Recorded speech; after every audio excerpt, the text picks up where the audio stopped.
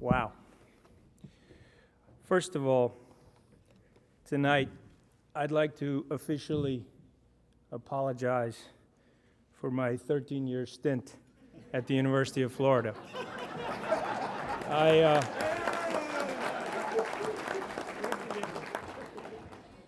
I did go through a 13-year span of complete madness, but I'm okay now.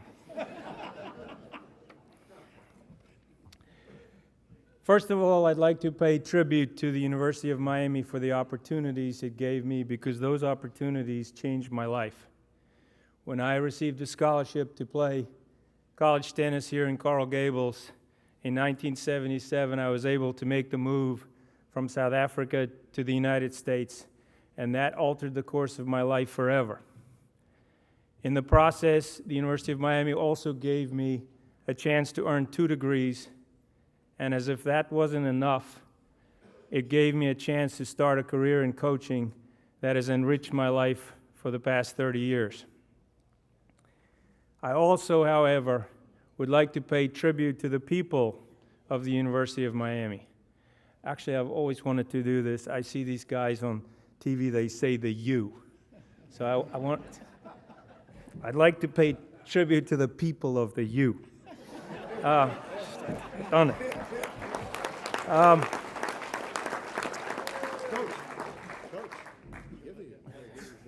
There we go.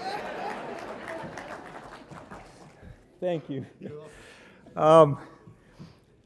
One of those people I am so privileged to have here with me tonight, John Hamill, also a Hall of Famer, and his lovely wife, Meredith.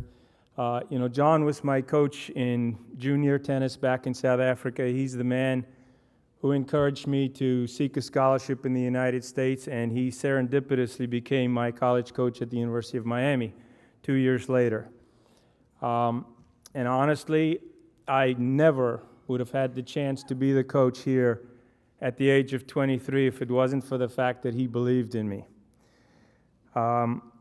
He is one of the greatest coaches on the face of the planet, and he taught me everything I know. Another really important person that's here with me tonight is Ronnie Reese-Bernstein, another Hall of Famer, truly one of the great players that played at the University of Miami. I'm here because we won a lot, but I can tell you that the relationships that I have with these wonderful people that I was privileged to coach is far more important to me than all of the wins I've had in my career. Ronnie's here with her mom, Judy, and I have to tell you that in 30 years of coaching, Judy is one of my favorite parents. And the reason for that is that whenever Ronnie and I had a disagreement, Judy took my side. Also here tonight is the intrepid Vanessa Binns, another member of those great teams. Those were truly some of the greatest years of my life. I can tell you, I really didn't know what I was doing, and I can prove it by telling you 2 quick stories. We went up to Gainesville one year to play the dreaded Gators, and we thrashed them. And then on the drive back, as I was driving the van back to Miami, the first bad move I made was everybody had fallen asleep in the van because they were tired, so I put my headphones on and I was just having a good old time until suddenly Ronnie woke up and screamed, "Ian, we're in Tampa." And I never got off of I-75 onto the turnpike. The second story that I want to tell you is one of a more serious nature, and it almost ended my coaching career after barely 3 years. At the 1984 NCAA championships that Ronnie and Lisa Gregory eventually won, they were playing a team from Trinity University in the finals. Ronnie and Lisa were 28-0 on the year, and they had beaten their opponents twice before that year. I have to set the stage here. They're up a set and 5-2. And at 5-2, the coach from Trinity leans over and says to me, "I'm not doing my team any good. Why don't you coach them?" I did. I know you can't believe this. I got up and went and spoke to the opponents, who were good friends of Ronnie and Lisa, and I said loud enough for Ronnie and Lisa to hear, "Oh, my guys are just treeing, just hang in there, they can't keep playing like this the whole time." Well, the 5-2 lead almost completely evaporated. It went to 5-3 and then 5-4, and on the changeover at 5-4, I can tell you I've never been so scared in my life. I was like, if I just blew this, I will never coach anywhere again. But in any case, Ronnie and Lisa saved my butt, and they won the NCAAs by holding serve in the next game.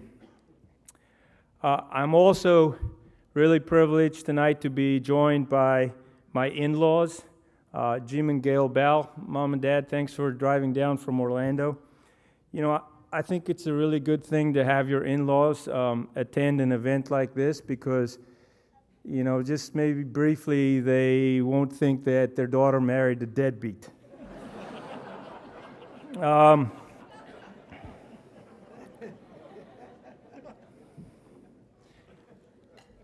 I've been so privileged to be a part of the University of Miami, and it's such a great honor for me to be back here.